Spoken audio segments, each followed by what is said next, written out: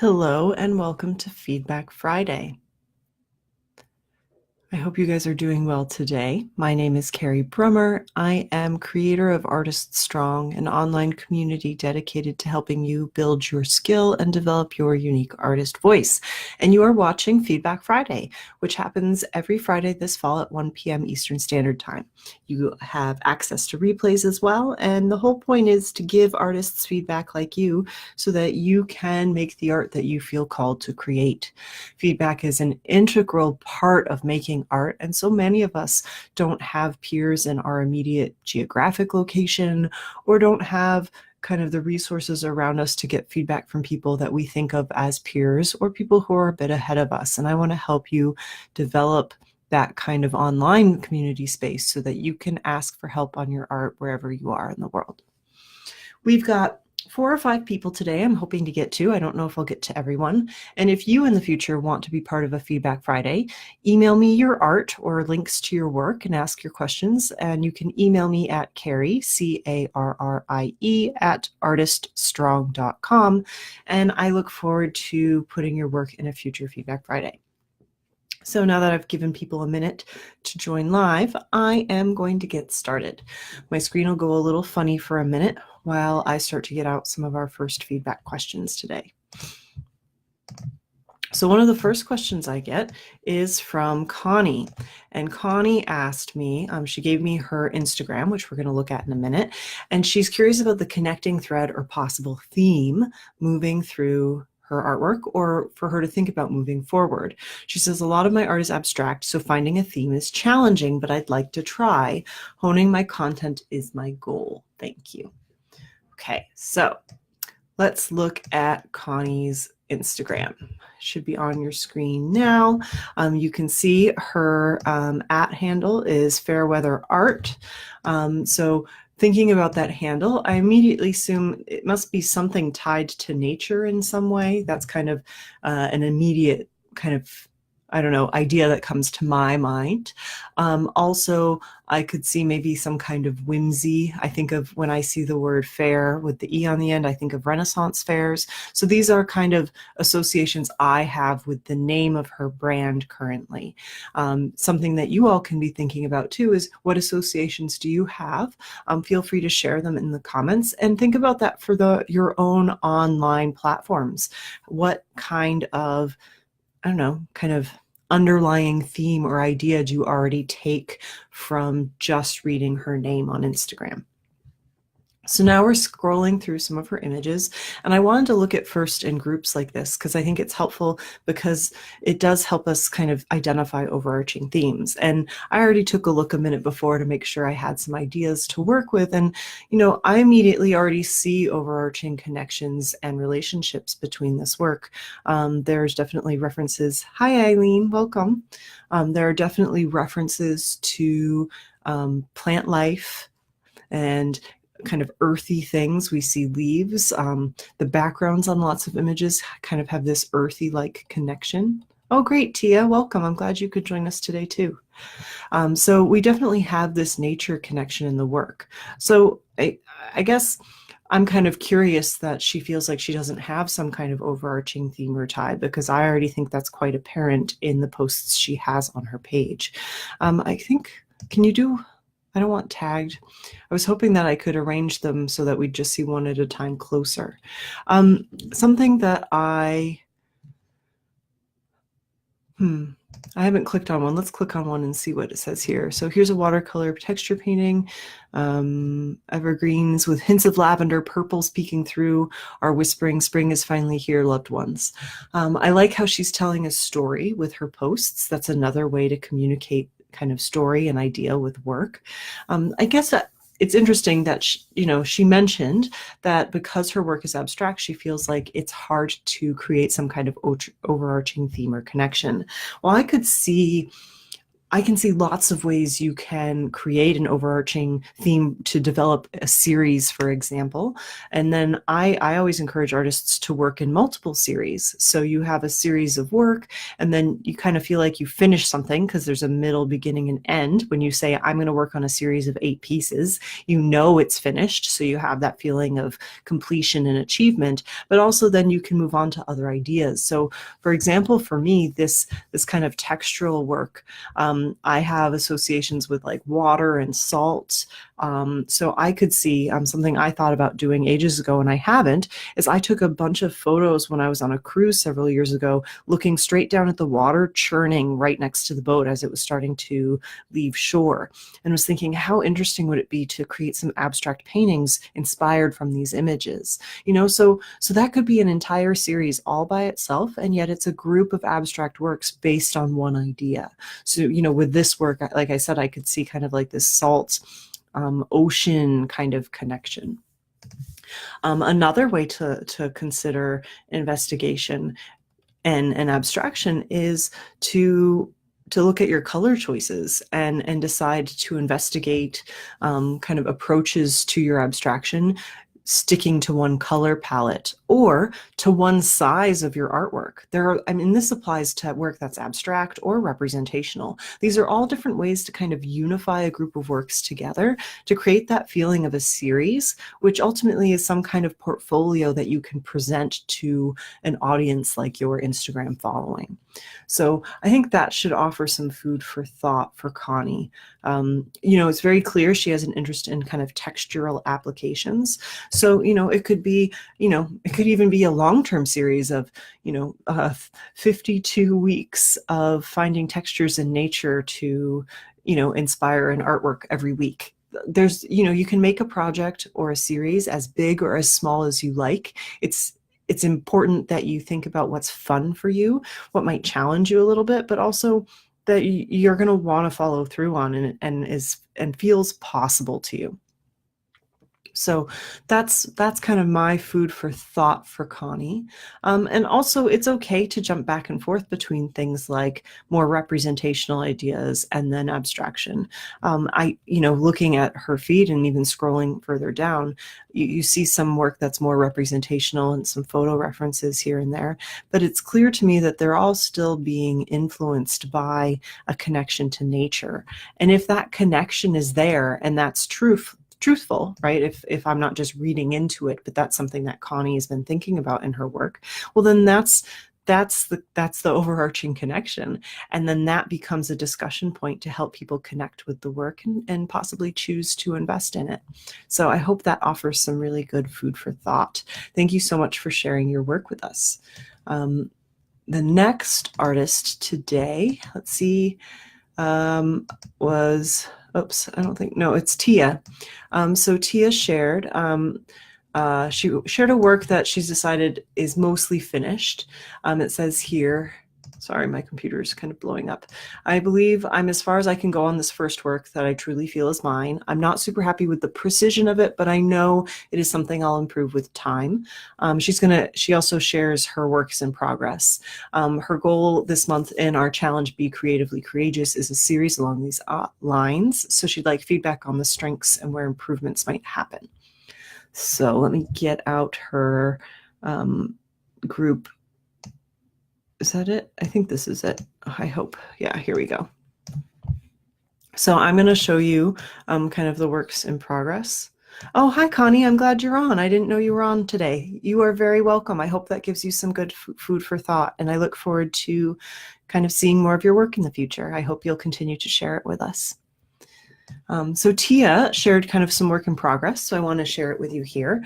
And I'd like to give Tia a big shout out because she shared inside of our Facebook group that sharing her work and being more public with her art, which she kind of feels like is an interest she's had long term, but she hasn't always kind of acknowledged it in herself, is a vulnerable thing. And so how lovely that she's not only sharing a work that she's kind of nervous around or feels like she knows she wants to improve, but to show us the work in progress and the stages of it. I think that's quite brave. And I wish more of us would take that step to be brave like this, because this stuff, sharing progress and seeing this, if you want to have people follow you on Instagram, for example, people love to see these stages of growth in a work and in an artist's journey. We as creatives might not feel that's very interesting because we do it all the time, but as you know, I love seeing what other artists do personally. I'm very fascinated by process, but I also know that people who don't make art are very fascinated by that idea too. So, you know, they don't understand the steps it takes to create an artwork. So sharing that journey can really bring in people to follow you and want to learn more about your work. So here's a shot of the piece that Tia wanted to share with us. And I want to say I really love how she goes off the frame. So you can see she's got 3 spaces where the hair kind of pulls off the edge. And I think that's a really strong compositional choice. And because of the direction of the hair as well, there's a really nice sense of movement. Now, I think I actually have her work up here on Photoshop. So let me get it up so that I can draw a little bit in case I want to. So let me get an ink pen. Just bear with me here. Okay. So I really like this sense of movement we have. It really helps move our eye through the whole piece. And this is kind of one of the darkest areas of the image. So your eye is generally drawn up there first, and then it helps you bring you through the rest of the work. So that's a really nice compositional decision. I really like the patterns and the edges of the hair and kind of the little bits of shadow. And I like her conscious lettering as well. I think that's a really nice kind of edge and piece of this. So it feels almost like I'm looking at an illustrated manuscript from perhaps the Middle Ages that kind of has some of that quality to it. So that's something she can think about. If she likes that idea, she could look at some illustrated manuscripts and kind of be even further inspired by that to get more ideas. Or, you know, if that's something she doesn't like, then she can think about, well, how could I deviate from that? And I think too, having this woman with this hair and then looking out kind of a stone wall into the distance also creates this like medieval quality or feeling in this image for me personally. I really love this staining over here and the use of this watercolor or ink. I am a little curious in terms of lighting. I get that there's a big light source coming from here and it's lighting her face, and that's really well done. It's very clear that there's the light source there. There's part of me that wonders about kind of where this finishes for the composition.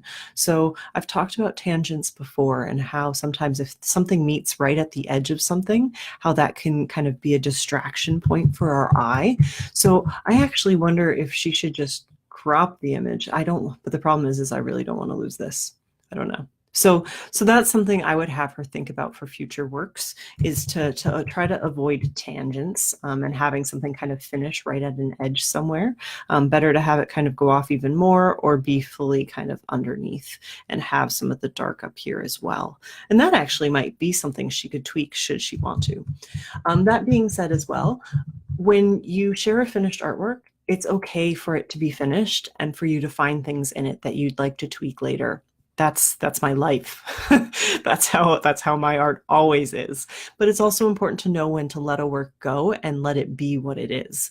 I'm offering this feedback because Tia specifically asked what are things she could think about for future works. So understand that for yourselves too, my viewers and friends watching this, that if you are sharing an artwork that's finished, remember does not mean that there's something terribly wrong with the artwork or that it's bad. If you ask in this context for future feedback, understand though, sometimes that can also be triggering because you already have decided it's finished and now you're asking for things that could feel like nitpicky or critical things when you've already decided that it's done and thus successful. So understand that there is some contrast or confusion that you can create with yourself, kind of in an inner critic issue when you are in this situation. So make sure you honor how you feel around that. And especially if you are vulnerable and new to feedback and receiving it. It's very important that you pick people that you trust and that you make space for yourself to accept and embrace whatever emotional reaction you have to the work instead of feeling like you should behave a certain way. So that's kind of an aside that I'd like you all to think about. I want to look at this work in black and white. That's something I'd also like to see us think about. So again, just looking at this here, I really love how rich this is and then how it kind of comes here. Because of the light source with the hair, technically more parts of the back side of the hair would be a lot darker because of the light coming like this, but I love all the detail here. So I think that's, that can be a conscious artistic choice. But yeah, maybe, I don't know, maybe a little bit of the dark kind of curled around her somewhere else. That's kind of my curiosity, is in terms of composition, the balance of light and dark in this image. I'm wondering, there's something that feels slightly off, but like super small detail, really like, I want to emphasize, Tia, that I don't think it's this huge problem. It's just kind of one of these little things that I think you could be thinking about in your future drawings to really make it work. Like these edges are beautiful, here and here. I really feel there's an edge to it. Even here, I really like how clean that is. Something that photographers are known to do, if you used to do old school developing, is that when you developed your photograph, you should have strong, clean edges. It shouldn't be that your kind of edge blends off and you can't tell the difference between where your edge starts and where your artwork starts or stops. So I tend to follow that same philosophy with any of my water-based media if I'm going to have a white kind of edge or frame around it. And especially since this is so beautifully played with, I think that's something that you should always be thinking about, is how can you make that edge part of the artwork, just as you have here with the hair. So yeah, I think this is a lovely work. It has this wonderful narrative. It's very illustrative. It has this storytelling quality to it. I feel like this could be in a children's illustration, a children's book. I could also see it as some kind of poster in a kind of young girl's room. There's a lot of wonder in this, and I really would love to see more hair like she's doing. There's something about all of the details of the different kind of textures and playing. It's very whimsical, and I think it has a lot of potential. So thank you so much, Tia, for sharing your work with us. I hope that gives you some inspiration and some ideas for your work. And I look forward to seeing more of it inside the group. It's really looking wonderful. Great. So we'll close that out. We've got a few more artists here, if my computer decides to behave.